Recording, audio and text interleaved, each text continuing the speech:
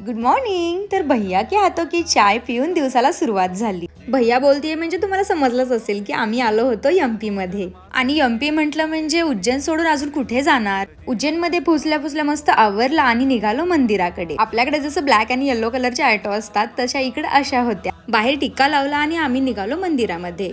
उज्जैन म्हणजे तुम्हाला तर माहितच असेल की 12 ज्योतिर्लिंगापैकी एक ज्योतिर्लिंग म्हणजे उज्जैन मध्ये आहे। उज्जैन मध्ये महाकालेश्वर मंदिर आहे जिथं स्वयंभू शिवलिंग आहे। आम्ही थोडं लेट गेलो होतो, पण तुम्ही कधी जात असाल तर रात्री जा आणि दुसऱ्या दिवशीची 5 वाजताची जी भस्म आरती असते ती अजिबात मिस करू नका। या आरतीसाठी इथे लाखो भाविक येतात।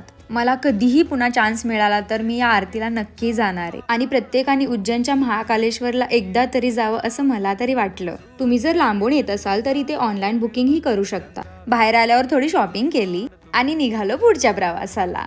भेटूया नवीन व्हिडिओ मध्ये। Okay, bye bye.